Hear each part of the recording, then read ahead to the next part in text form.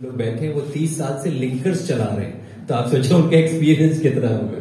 अगर मैंने 27 साल से काम शुरू किया हुआ है, कंसिस्टेंसी के ऊपर डेफिनेटली एडमिरेबल है, इंस्पिरेशन है। जिंदानी साहब और जिलानी साहब जिस तरह बकरीद की छुट्टियों में मुसलमान को 3 दिन गोश्त खिलाने के बाद इतवार की सुबह यहाँ ले आए, ये मेरे ख्याल में लिंकर्स का कमाल है, जो कि तालियों का हकदार है।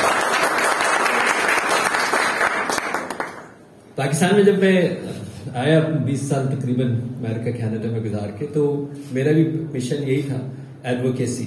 और मेरा उस वक्त मैंने last Sunday of the month program शुरू किया था डीएचए लाइब्रेरी ऑडिटोरियम में, और फिक्स होता था जोहर और असर के बीच में, तो ऑलमोस्ट 2 से 5 हमने उसको फिक्स किया हुआ था एवरी लास्ट संडे।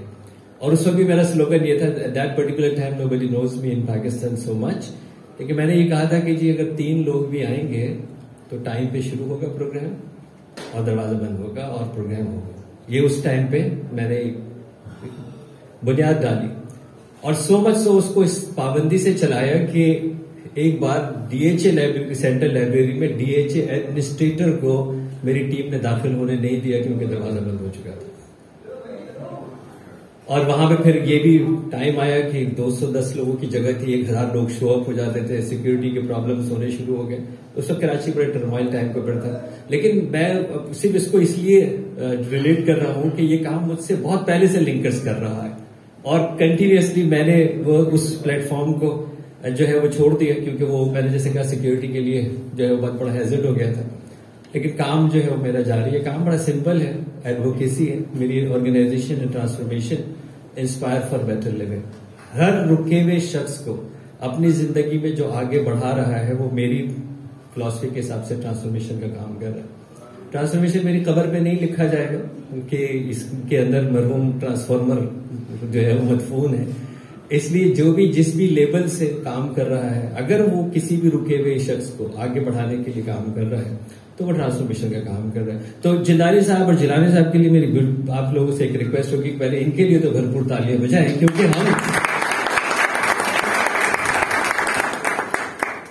मैं उस बिरादरी के हकीम सईद मेरे ताया थे, मैं वहां से उठा हूं जहां पे हम यही सुनते आए कि जी मरहूम इतना बड़ा खला छोड़ गए कि वो पूरा नहीं हो सका। वो इसलिए होता है कि उन जिंदा लोगों की हम पजीराई ही नहीं करते जब तक वो मरहूम नहीं हो जाते, और फिर जाहिर है जब वो मरहूम हो चुके होते हैं तो फिर वो खला भी पूरा नहीं होता।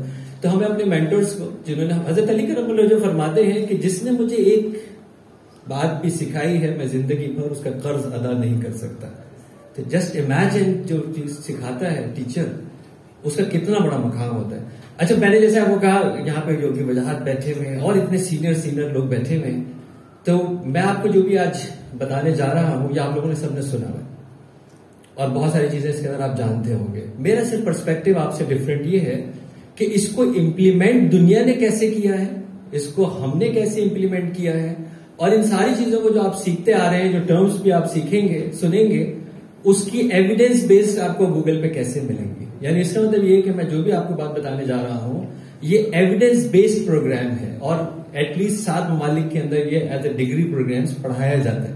तो हम जब बहुत सारी चीजें सीखते हैं, तो उसका एक नेक्स्ट लेवल ये होता है कि उसको हम कंट्रोल्ड स्टडीज में कैसे लिखे हैं, उसका इम्पैक्ट क्या हुआ, उसकी एविडेंसेस क्या हुए, ये मैंने जो है वो कोशिश की। क्योंकि जाहिर है आप जैसे जय्यद हजरात के बीच के अंदर मैं दोबारा कोई बेसिक चीज रिफ्रेश नहीं करा सकता था, तो मैंने इसलिए ये वाला टॉपिक आपके लिए चुना। आपसे रिक्वेस्ट सिर्फ एक छोटी सी ये है कि जो भी आपके बीच में अगर सवालात आते हैं तो आप उसको होल्ड करके रखिएगा जब तक मेरी स्लाइड्स पूरी हो जाए, क्योंकि ये प्रोग्राम एक्चुअली 3 घंटे का है और इसको मैंने इस 1 घंटे के अंदर आप तक पहुंचाना है। तो उस लिए मुझे स्पीड से जाने दें, फिर जिस स्लाइड के ऊपर आप कहेंगे मैं वापस उसी स्लाइड पे आऊंगा और मैं आपके जो है वो जवाब दूंगा।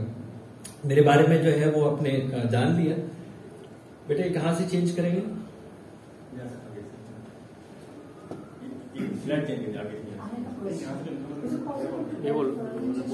दी प्रेजेंटेशन के बहुत सारे पार्ट्स आपको मिल जाएंगे जिनके कॉपीराइट्स हैं, बस वो खाली छोड़ देंगे। बाकी तो अल्लाह का शुक्र है कि this is my 28th year. I have been teaching and training in 4 continents of the world. Now I don't even remember which country I have been here. मैं शायद एज अ पाकिस्तानी फख्र कर सकता हूं कि मैंने अमेरिकन फौजियों को सिखाया, मैंने रशियन फौजियों को सिखाया और मैंने यूक्रेनियन फौजियों को भी सिखाया उसके मुल्क में जाना। ऐसा तो नहीं है ना कि सारे लोग जंगल काट रहे हैं और कंक्रीट बना रहे हैं, कुछ ऐसी मुजाहिदा भी तो है जो घरों से पौधे ला के लगा रहे हैं। तो हम इधर क्यों नहीं फोकस करते, है ना, हम इधर क्यों नहीं फोकस करते हैं कि जो दरख्त लगा रहा है, हम उसी को क्यों फोकस कर रहे हैं कि जो दरख्त जो है वो काट रहा है, right. And that is actually, if I remember correctly, blinkers से पहले इसको हैप्पी पॉजिटिव क्लब समथिंग कहते थे, पॉजिटिव क्लब कहते थे, पॉजिटिव थिंकर्स कहते थे, right. So that's what like in ingrained होना चाहिए हमारे डीएनए के अंदर, दैट वी फोकस कि अच्छा क्या हो रहा है। और दुनिया में, मैं अपने तजुर्बे की बात बता रहा हूं, दुनिया में आज भी अच्छे लोगों की तादाद बुरे लोगों से ज्यादा है। जिस दिन ये रेशियो चेंज होगा उसी दिन दुनिया खत्म होगी, राइट। तो इसका मतलब ये है कि हमें, मेरे पास बड़े रेगुलर लोग आते हैं, अनफॉर्चुनेटली मेरा वेटिंग टाइम 1 to 1 पेशेंट्स का 3 to 4 months तक पहुंचा हुआ है। तो मुझसे आके हमेशा यही कहते हैं कि सर डॉक्टर ने कहा 10% चांस है। मैंने कहा congratulations, you are among those 10%, because उस 10% में भी तो कुछ लोग होते होंगे ना। तो as soon as you put yourself into that 10%, the whole genetics and epigenetics will be change. तो हमें बिल्कुल ऐसे करना चाहिए, हर अच्छे काम को इतना बढ़ाना चाहिए और बुरे काम के ऊपर हमें सरफे नजर रखना चाहिए, ताकि हम अपनी इस्लाहत के लेवल तक कर सकें। बेटा ये चेंज हो जाएगा? जी सर। आप चेंज कर दो बेटा, इतनी देर में चले जाएंगे। पहले भी आपने तो मुझे, मेरे जैसे बंदे को जो कभी सीधा नहीं खड़ा हो सकता, उसको माइक के पीछे खड़ा कर दिया, क्योंकि आपके जो है वो माइक क्या हो रहा है। अच्छा, क्या हम करने वाले हैं इस सेमिनार, वर्कशॉप, व्हाट्सएवर जिसको आप जो है वो कहते हैं, ये चीजें आप सीखेंगे। आप लोग सब अनकॉन्शियस माइंड के चैंपियंस हैं, ये मुझे पता है। मेडिटेशन पे बड़ी जिंदगी आपने गुजारी है, लेकिन अनकॉन्शियस को कॉन्शियसली कैसे यूज करते हैं, that's what we can do today. Changing habits, और अभी मैं आपको हैबिट भी बता देता हूं कि हैबिट कैसे फॉर्म होती है और हैबिट को चेंज करके हम क्या बन सकते हैं। तो ये वो चीजें हैं जो आप सेल्फ जो है वो पढ़ सकते हैं कि ये चीजें हम इस वर्कशॉप के अंदर हासिल कर सकेंगे। जी बेटा नेक्स्ट कर दो, अगर ये नहीं चेंज हो रहा है तो।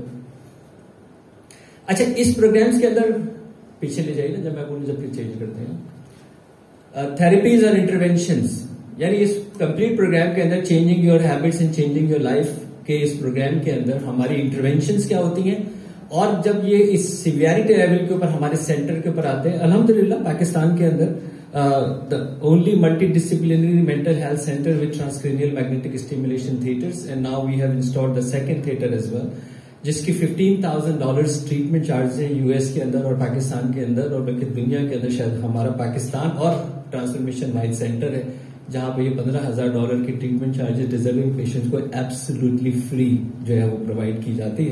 And we are doing it for last 3 years, और अभी हमने अपना दूसरा थिएटर भी बना लिया। तो जब वो हैबिट्स का शिकार होकर बंदा आता है, सरफेस लेवल पे है वो भी बहुत सारी चीजें, और अगर वो सिवियरिटी लेवल के ऊपर है तो उसमें कौन सी इंटरवेंशन की जाती है वो भी इसके अंदर आप जो है वो मौजूद है।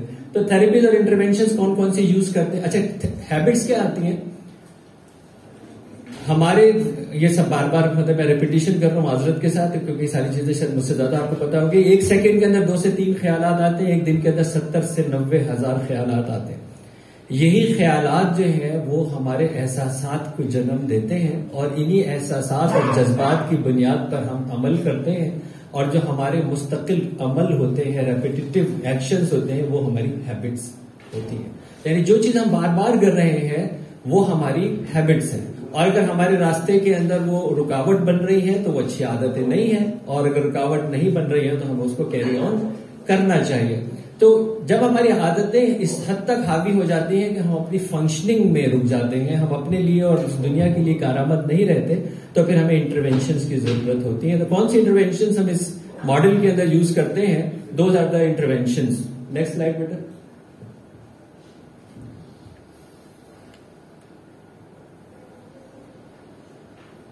बेटा आप चेंज करो, मैं चेंज करूं, आप चेंज करो।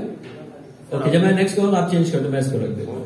ओके जी, ट्रांसक्रेनियल मैग्नेटिक स्टिमुलेशन, मैंने आपको जो बताया, this is the most latest magnetic stimulation therapies. आपसे भी सब गूगलेबल है, तो इसलिए मैं बहुत ज्यादा इसकी डिटेल्स के अंदर नहीं जाऊंगा। फार्माकोलॉजी, फॉर श्योर हमारे जब ये केमिकल इम्बैलेंस होता है तो हमें मेडिसिन की जरूरत पेश आ सकती है। इसी तरह कि अगर मैं डायबिटिक हूं और मैं अगर इंसुलिन नहीं लूंगा तो क्या होगा, और अगर मैं हाइपरटेंशन का पेशेंट हूं और मैं ब्लड प्रेशर की दवाई नहीं लूंगा तो क्या होगा। तो वो जो मैंने केमिकल डिपेंडेंसी अपने ब्रेन को दी है किसी भी एडिक्शंस की वजह से या एडिक्टिव हैबिट्स की वजह से, तो हमें फार्माकोलॉजी की भी जरूरत पेश आ सकती है। Psychotherapy, okay, that is again the top therapy, जिसको आप काउंसलिंग कहते हैं। उसकी क्लिनिकल हिप्नोथेरेपी, अनकॉन्शियस माइंड के चैंपियंस होते हैं एंड दे एज रिग्रेशन के चैंपियंस होते हैं। और वो सारे वो थॉट्स, वो जो हमारे 70 से 90 हजार ख्यालात जिनका आगाज जब होता है जब हम माँ के पेट में होते हैं और 4 महीने का होता है और फरिश्ता आके रूप उगता है, वहां से डेटा जमा होना शुरू होता है। So can you imagine if you multiply that single day data till today, whatever your age is, can you imagine the amount of the data we have जो वहां पे स्टोर है, और उस डेटा के अंदर कितना कारामद डेटा है और कितना बेकार डेटा है। आपके कंप्यूटर और फोन के अंदर आपको अच्छी तरह मालूम है, आपका फोन हैंग हो जाता है कि कितना बेकार जो है उसके अंदर डेटा मौजूद होता है, वायरसेस बन जाते हैं, मेलवेयर्स बन जाते हैं। So all these data is there. और क्लिनिकल हिप्नोथेरेपिस्ट जो है उसकी ये कमांड होती है, उसकी स्पेशलाइजेशन ये होती है कि वो इस डेटा को एक्सेस कर सकता है, चेंज कर सकता है, डिलीट कर सकता है, सॉर्ट कर सकता है, same like any antivirus do. Then we have neuroscience techniques. Neuroscience के अंदर जब आप लोगों को साइंटिफिकली शायद इतनी स्टडीज आप लोगों में से ऑब्वियसली कराई होगी, जब आप मेडिटेशन करते हैं, योगा करते हैं, तो एक्चुअली न्यूरोप्लास्टिसिटी क्या होती है, ब्रेन का बिहेवियर कैसे चेंज होता है, केमिकल्स कैसे चेंज होते हैं, आपके मसल्स कैसे रिस्पॉन्ड करते हैं, that all comes in neuroplasticity and neuroscience. Medical NLP के जो लोग हैं उसके ऊपर मैंने बहुत ज्यादा काम इसकी इंटरवेंशंस पे किया, पर्टिकुलरली अब क्योंकि मेंटल हेल्थ के ऊपर मैं काफी फोकस कर रहा हूं। So I have developed lot of techniques which has been taught now in the world for medical NLP and then physical therapy. अभी मेरी बहन ने बात की थी कि वॉक पे जाना चाहिए और अपने जिस्म का ख्याल रखना चाहिए। फॉर श्योर अगर हम ये जिस्म, रूह, जहन और फिर जब हम जहन को लेके आते हैं तो इसके अंदर हमारा इंटेलेक्ट है और हमारा इमोशनल बीइंग है। Until and unless we address the whole being, ये प्रॉब्लम सॉल्व नहीं होगी। For anything if you wants to move forward, you have to address this human being as a holistic well being. जी बेटा next कीजिएगा। Okay, physical being के लिए हम क्या करते हैं? फिजिकल बीइंग के लिए है जब बंदे के केमिकल इम्बैलेंस इतना आउट हो जाता है कि वो अपने लिए और अपने चाहने वालों के लिए कारामद नहीं होता या नुकसानदेह हो सकता है। एडिक्शंस देखें, एडिक्शंस वो आदत मेरी जो इस लेवल के ऊपर पहुंच गई है, हर वो ख्यालात जो मेरे इस लेवल के ऊपर पहुंच गए हैं जिसकी बुनियाद पर मेरा अमल कारआमद नहीं है, वो मेरी हैबिट्स है। मैं इसको एडिक्शन, सिर्फ ड्रग्स एडिक्शन की बात नहीं कहता, मैं इसलिए कहता हूं कि मैंने तो आज तक कोई ऐसा बच्चा नहीं देखा जो मां के पेट से टुनकी पैदा हुआ, जो सिगरेट पीता हुआ पैदा हुआ, जो बोतल लेके पैदा हुआ। जो भी एडिक्शन आपकी हो रही है वो कहां पे हो रही है? जो आपने यहां से सीखी है। अच्छा, एडिक्शंस और कौन सी होती है? Gaming addiction, huge problem. ये जो एक अजाब आपके हाथों में रखा हुआ है, जिसको हम डिजिटल फास्टिंग के भाषण दे रहे हैं कि यार कुछ डिजिटल फास्टिंग कर लेते हैं व्हाट्सएप से। 5 से 6 घंटे अगर आपके पास इस पे एप्स होंगी मौजूद, मेजोरिटी ऑफ द पीपल जो मेरी एज की बात कर रहा हूं, 5 से 6 घंटे पर डे, 5 से 6 घंटे पर। Is it not addiction? आपका फोन अगर बंद हो जाए, आपका इंटरनेट बंद हो जाए, तो जो घबराहट और हालात होते हैं, so what does that mean? मेरी डिपेंडेंसी जिस चीज के ऊपर भी होगी वो मेरे लिए एडिक्टिव हैबिट्स बन जाएंगी। बच्चों के लिए आजकल गेम्स, जैसे मैंने आपको कहा, बहनें मेरी shopping, are we not buying more than what we need? अभी मेरी बहन ने कहा 4-4, 7-7 पता नहीं टिश्यू पेपर को उठा के जो है वो साफ कर रहे हैं, जबकि मैं रुमाल भी जो है वो रख सकता हूं इसके ऊपर है। तो इसका मतलब क्या हुआ कि हर वो मेरी हरकतें जो कि फायदेमंद नहीं है मेरे और माशरे के लिए, वो हैबिट्स हैं। Why I am saying is habits? क्योंकि आदतों का फायदा यह है कि आदतें क्योंकि सीखी है, क्योंकि लर्न की है, तो इसको अनलर्न किया जा सकता है और इसको रीलर्न किया जा सकता है for better one. That is a reason we melt it. जब हमारे पास क्लाइंट आता है तो हम सबसे पहले काम ही करते हैं कि जो उसका इश्यू है ना उसको मेल्ट कर दें, पहले उसको लूज कर दें, उसके बाद उसके ऊपर काम करना इजी होता है।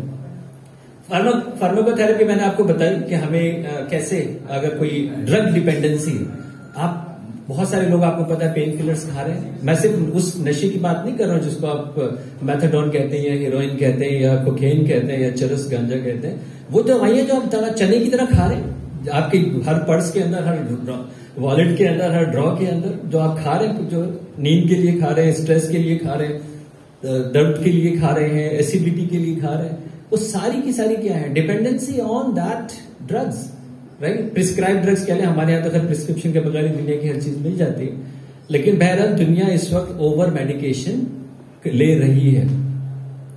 फिर फिजिकल थेरेपी के अंदर और क्या चीज आती है? Physical exercises. अच्छा, हमारे पास जब सीवियर लेवल के बंदे आते हैं जिनको एडिक्शन है, फॉर एनी एडिक्शन, तो घर जाके कोई करे या ना करे, हम उसको मेक श्योर करते हैं कि वो जो उसकी फिजिकल असेसमेंट की है, जो इसकी बॉडी मूवमेंट होनी चाहिए, वो बॉडी मूवमेंट इन सेंटर हो। तो अगर आपकी लाइफ के अंदर थोड़ा सा डिसिप्लिन ले आते हैं, 20 minutes for your physical being and 60 minutes for your self, आप यकीन माने अगर आप 120 मिनट्स अ डे अगर आप अपने ऊपर लगा देते हैं मैक्स, और इसको 80 मिनट्स तक जो भी ले आते हैं, फिर आप दुनिया में जो दिन चाहे कर सकते हैं। You always have a time, you always being charge. आप अपनी प्रोडक्टिविटी को मल्टीप्लाई बाय 4 कर सकते हैं, and you can do whatever you wants to do, whether it is on a physical level और whether it is on your emotional और intellectual level. Okay जी, physical being. Next आओ बेटा।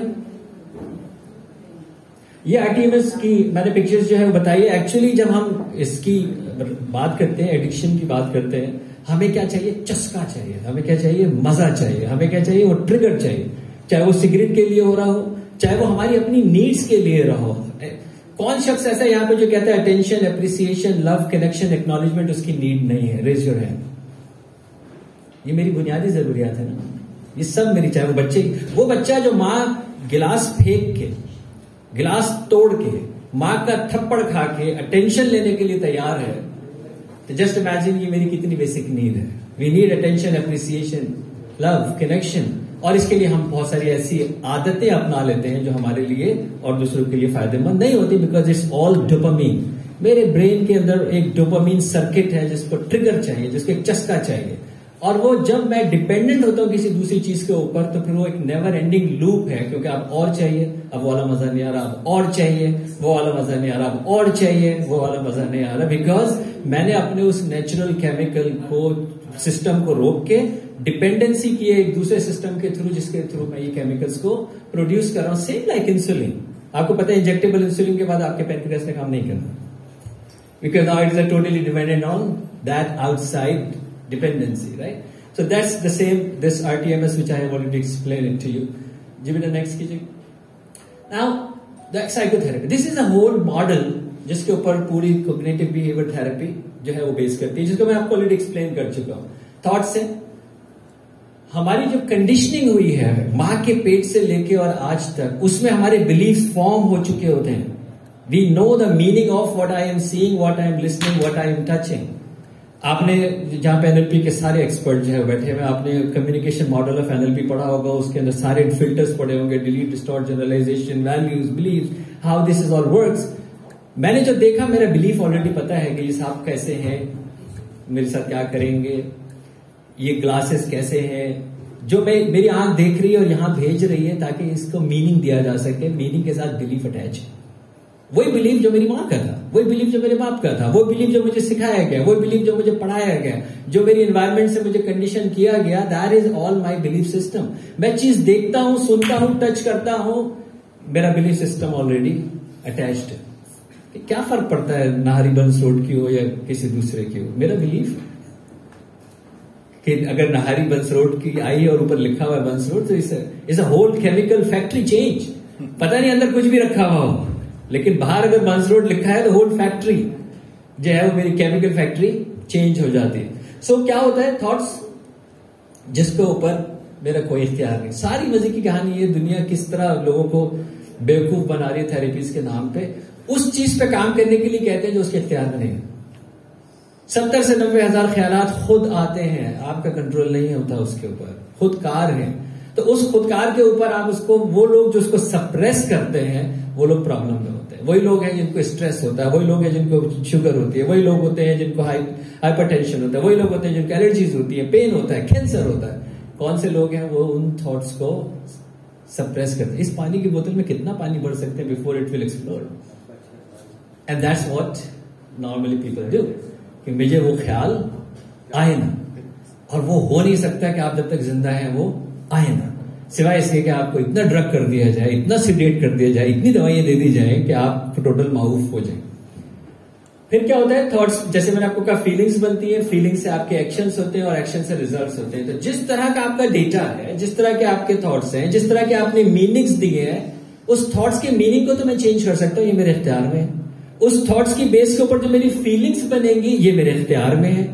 उसकी base के ऊपर जो मेरे एक्शंस होते हैं ये मेरे इख्तियार में है। और obviously I can produce the results accordingly if I know how to give the meaning and a correct meaning to my thought.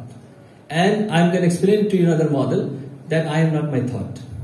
मैं अपना ख्याल नहीं हूं, मैं कुछ और वजूद रखता हूं। सो इंटेलेक्चुअल बीइंग को जब हम एड्रेस करेंगे तो हमने साइकोथेरेपी के इस मॉडल को यूज करते हैं। जी बेटा next. Now this is a very popular model, जो इसके ऊपर भी बहुत काम हुआ है, वेस्ट के अंदर बहुत काम हुआ है इसके ऊपर। स्टेजेस हैं चेंज के। जब हम ये कहते हैं यार हमें चेंज करना है, अपनी आदतें चेंज करनी है, या हमारे अपने बच्चों की आदतों को चेंज करना है, तो चेंज की स्टेजेस आइडेंटिफाई करना जरूरी है। क्योंकि अगर आपने स्टेज आइडेंटिफाई नहीं किया तो इंटरवेंशन कौन सी लगाएंगे? हमें कैसे पता होगा कि हमें इसको पेनाडोल देनी है या एंटीबायोटिक देनी है, अगर हमें स्टेजेस जो है वो उसके ना पता हो। तो पहली स्टेज है pre contemplation. Pre contemplation stage क्या है? जिसके अंदर मैं समझता ही नहीं हूं कि इश्यू, यार तुम सिगरेट पीते तो क्या हुआ, शराब में ऐसी क्या चीज है? तो अगर मेरी आदतें मैं समझते ही नहीं हूं कि मेरे लिए नुकसानदेह है, तो उस स्टेज के जो क्लाइंट होगा उससे गुफ्तगू करना या उसका स्टार्ट डिफरेंट होगा। सेकेंड स्टेज जब चेंज की आती है वो आती है कंटामिनेशन। हाँ यार है तो, लेकिन तुम्हें पता है स्ट्रेस में सिगरेट के बगैर कैसे रह सकता है आदमी? सही है, मुझे पता है सिगरेट गलत है, लेकिन सिगरेट के बगैर कैसे रहूंगा यार? तो अब क्या हुआ कि उसने इसको मीनिंग ये दे दिया कि इश्यू है, लेकिन मैं इसको सॉल्व करने में कोई ऐसा इंटरेस्टेड नहीं हूं। शराब इश्यू है, गेम इश्यू है, इंटरनेट इश्यू है, लेकिन यार मैं कोई ज्यादा इंटरेस्टेड हो नहीं इसको चेंज करने के लिए। इश्यू है, ठीक है, लाइफ चल रही है, जी रहे हैं। तो ये जो स्टेज है इसका मतलब है कि उसको इदराक है, लेकिन वो उसको अमल की अहमियत देने में इंटरेस्टेड नहीं है।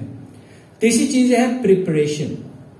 अब तीसरे स्टेज पे आ गया कि हाँ यार कुछ करना चाहिए, करना तो चाहिए, ठीक है, कुछ करना चाहिए। लेकिन ये वो वाले मशवरे हैं जो अभी बहुत सारी मेरी बहन ने मशवरे दिए, आई डोंट नो कितने लोगों ने इसको अमल की जामा तक पहुंचाना, सुन तो ली, हाँ यार करना तो चाहिए। तुम बताओ कहाँ जाना चाहिए? अच्छा वो जहां बताइए नहीं यार छोड़ो वहां पहुंच जाए। लेकिन अब एटलीस्ट उस जगह के ऊपर आगे है कि उसने प्रिपरेशन के लम्हे पे आगे कि हाँ यार कुछ होना चाहिए, कुछ सर्च भी कर रहा है, कोई दो चार लोगों से पूछ भी रहा है, लेकिन वो आम जबान के अंदर से बातें कर रहा है, सिर्फ जो है वो बातें कर रहा है कि हाँ यार कुछ हमें करना चाहिए। नेक्स्ट है जिसके अंदर है एक्शन, यानी अब उसने वो जो पूछा है लोगों से, जो सर्च किया है, जो मालूमात हासिल की है, उस पर अब वो अमल करने के लिए तैयार हो गया। He has taken some steps कि हाँ यार मैं कुछ कर रहा हूं। तो अब आपके पास अगर, या आप अपने आप को इवैल्यूएट करते हैं तो उसमें देखते हैं कि हाँ यार बंदा कुछ अमल कर रहा है। अगर वो अमल से पहले वाले ये स्टेजेस हैं जिसके लिए डेफिनेटली डिफरेंट इंटरवेंशंस मौजूद हैं। जब उसने एक्शन लेना शुरू कर दिया तो नेक्स्ट स्टेज है मेंटेनेंस।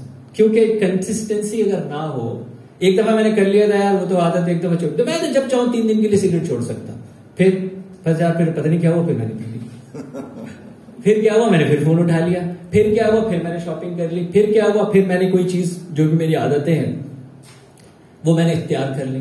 तो इसका मतलब ये है कि मैं उस प्रोग्राम के ऊपर कंसिस्टेंटली उसको मेंटेन नहीं कर रहा। तो मुझे अपने उस चेंजिंग हैबिट प्रोग्राम को मेंटेनेंस के ऊपर रखना है, हर वक्त मेंटेनेंस पर रखना है। देखिए हम सुबह को फजर की नमाज पढ़ते हैं और कहते हैं अल्हम्दुलिल्लाह रब्बिल आलमीन, क्या शक है कि तमाम तारीफें उस रब की है जिसने मुझको पैदा किया और मैंने उसको मान लिया कि तू ही मेरा रब है, तू ही मालिक यौमिद्दीन है, तू ही रहमान रहीम है, तू ही रास्ता बताने वाला है। फजर की नमाज पढ़ के मैं बाहर आ गया हूं, तो क्या मैं मुनकर हो गया हूं? क्या मैंने इनकार कर दिया कि बस अब फजर की नमाज तक था और बाद में अब मैं इकरारी नहीं हूं कि रब मेरा नहीं है वो? ऐसे ही है ना। फिर रब ने क्यों कहा जोहर में भी आना, फिर ये दोहराना, असर में भी आना, फिर ये दोहराना, मगरिब में भी आना, फिर ये दोहराना, इशा में भी आना, फिर ये दोहराना? तो वो मुझे 5 बार बुला के क्यों रिमाइंड करा रहा है? To have my maintenance day program, to have my maintenance day program. इसीलिए वो हजरात जो कहते हैं, मैं अब यार मैंने तुम्हें बताया तो नहीं था, या खवातीन भी अक्सर मेरी बहनें जो है वो करती है, बता तो दिया था आपको। भाई रब कह रहा है जिसको तुम्हारा ईमान के अंदर दाखिल है उसको भी 5 दफा दोहराना पड़ता है, तो तुमने 2-4 दफा में क्यों गुस्सा हो जाते हो? 5 के बाद शुरू किया करो गुस्सा होना, एटलीस्ट 5 तक तो दोहरा दिया करो। तो ये हमारी साइकोलॉजी एंड बायोलॉजी है, तो इसलिए मेंटेनेंस बहुत जरूरी है। और फिर एक टर्मिनेशन का प्रोग्राम है, यानी जब तक उन आदतों से वो पाक नहीं हो गया है, जब तक टर्मिनेशन नहीं होगी। हमारे यहां यही है ना, कितने लोग यहाँ पे हैं जिनको सीवियर इन्फेक्शन हुआ हो बैक्टीरियल, डॉक्टर ने 7 दिन की आपको कहा हो कि सुबह और शाम आपको एंटीबायोटिक लेनी है, और आपने 7 दिन ली है। So it means you terminate yourself very soon. ऐसा ही है ना। और आप में से कितने लोग हैं जिनको दोबारा वापस एंटीबायोटिक लेने की जरूरत पेश आती है? Because you terminated yourself very soon. ये हमारी आदत है कि हम अपने आप को बहुत जल्द टर्मिनेट कर लेते हैं। अभी तो मैं सही हो गया ना, अच्छा बस ठीक है। ओके भैया, नेक्स्ट प्रोग्राम बेटा, नेक्स्ट स्लाइड। ओके, ये भी एक बहुत क्लास का मॉडल है। ओके, दिस इज, अब मैंने यहां पे नाम भी इसीलिए लिखेंगे ताकि आप सर्च कर सकते हैं इसको। ये सब एविडेंस बेस्ड प्रोग्राम्स हैं। 4 steps of changing your brain by Jeffrey Schwartz. पहली चीज क्या है जिसको मैंने आपको कहा था, थॉट्स है ना। हमें अपने थॉट्स को कोई नाम देना है। For example the name of the thought is Zen. आपकी बुनियादी चीज क्या है? थॉट है ना। इसी थॉट से फीलिंग बननी है, इसी फीलिंग से आपकी एक्शंस होने, दैट इज कॉल्ड हैबिट। तो उसकी बेसिकली जुज क्या है आपका? थॉट। अगर उस थॉट का नाम मैं जेड रख देता हूं, ठीक है, कि मेरा नाम क्या है? Thought Z. मुझे ख्यालात आते हैं जिसकी वजह से मेरे जज्बात उभरते हैं और मैं किसी आदत में चला जाता हूं, तो वो मेरे जो थॉट्स हैं मैंने उसका नाम रख दिया जेड, क्योंकि मैं सिर्फ अपने ख्यालात नहीं हूं, मैं और बहुत कुछ हूं। जो मैं आपको बता रहा हूं कि मैं बहुत कुछ हूं, तो मेरा आने वाला ख्याल जिसमें मेरा इख्तियार नहीं है वो मैं नहीं हूं। और ये की होती है कि जब बंदा अपने आप को उस गिल्ट एंड शेम में ले आता है कि मुझे ख्याल क्यों आया। रब ताला का कानून बड़ा सिंपल है, जो चीज मेरे खुद नहीं लेके आया हूं उसका मैं मुकल्लिफ नहीं हूं, उस पर मैं काबिल सजा नहीं हूं। तो इसीलिए जब मुझसे इस तरह के मेरे ख्यालात आते हैं तो मोस्टली लोग क्या होते हैं, वो उस गिल्ट और शेम के अंदर चले जाते हैं। तो मैं ये कह रहा हूं कि ये थॉट है, इसका नाम जेड है, और ये मैं नहीं हूं। ये मुझे आने वाला ख्याल है, ये मैं नहीं हूं, ये मुझे आने वाला ख्याल है। पहली चीज मैंने क्या किया? डिसएसोसिएट किया अपने आप को। एनएलपी के चैंपियंस यहां पे जानते होंगे, the key of the therapy is when you first dissociate yourself और यू डिटैच योरसेल्फ। तो हम क्या करते हैं? स्विचिंग थॉट्स करते हैं। इस वाले स्टेज के ऊपर आप लोगों ने स्विच पैटर्न पढ़ा होगा। मेजॉरिटी ऑफ द लोग I think switch pattern NLP के जानते होंगे, how we switch the pattern, जिसको हम स्विच पैटर्न्स कहते हैं। I have come, there is a thought which is coming in and I am changing with another thought and I do it so much repetitively that it becomes a habit कि मैं सोचूं thought 1, I thought 2. That's actually the switch pattern thought, जो इस level के ऊपर हम यहाँ पे करते हैं। सेकेंड है रीएट्रीब्यूट। इसका मतलब ये है कि इस थॉट्स को तो मैंने चेंज करना सीख लिया। थॉट ये वाला आएगा, उसके बदले मैंने इस थॉट को चेंज करना है, ब्रेन को मैंने रिट्रेन कर लिया है। अब उस थॉट के ऊपर जो मेरी फीलिंग जनरेट होती थी, जो मैंने आपको साइकोथेरेपी का मॉडल बताया, उसके अंदर क्या हुआ, मुझे फीलिंग चेंज करने में आती है। क्योंकि अगर आपने न्यूरो हिप्नोटिक रीपैटर्निंग जो है वो, न्यूरो इमोशन रिवायरिंग, जिसको भी मैंने एडवांस वर्जन भी बना दी है, मेरी फीलिंग्स है, उस फीलिंग्स के कुछ डायरेक्शंस होते हैं जिससे वो इंक्रीज होती है, कुछ डायरेक्शंस है जिससे वो डिक्रीज होती है, और मैं उस फीलिंग्स को अपने इंक्रीज और डिक्रीज कर सकता हूँ। लाइक इंटेंसिटी का, आपकी मोहब्बत बहुत बढ़ जाती है, आपकी मोहब्बत कम हो जाती है। खवातीन के साथ तो अक्सर ही होता है, जो सुबह मोहब्बत 70% होती है, कि शाम को जोड़ा आएगा वो 30% रह जाती है जब नहीं आता। तो ये जो हमारी इंटेंसिटी है इमोशंस की, ये हमारी बायोलॉजी एंड साइकोलॉजी जानती है कि इसके ऊपर कैसे इंक्रीज करते हैं। Now there are so many evidence based techniques जहां पे हम अपनी इन फीलिंग्स को स्विच कर लेते हैं। यानी हमें ये पता है कि इस फीलिंग के बदले हम इसको क्या कह रहे हैं, रिट्रेन कर रहे हैं, हम कोई सप्रेस नहीं कर रहे। इस थॉट के बदले ये थॉट, इस फीलिंग के बदले ये वाली फीलिंग। बेटा थर्ड लगा। Okay, then refocus. यानी तीसरी चीज, मैं उसी मॉडल की तरफ जा रहा हूं। विश क्या मैं पैरेलल इसको खोल सकता, मैंने थॉट्स को डायरेक्शन दे दी, how to change those thoughts, मैंने फीलिंग्स को दे दी, और थर्ड है बिहेवियर। उस बिहेवियर को मैंने सिर्फ होल्ड करना है। उस बिहेवियर को मैंने होल्ड करना है. If I can hold that behaviour for just 20 minutes, I am the king. आपका ये जो डोपामीन रश है ना, इसकी जिंदगी सिर्फ 19 मिनट है. सिर्फ 19 मिनट है.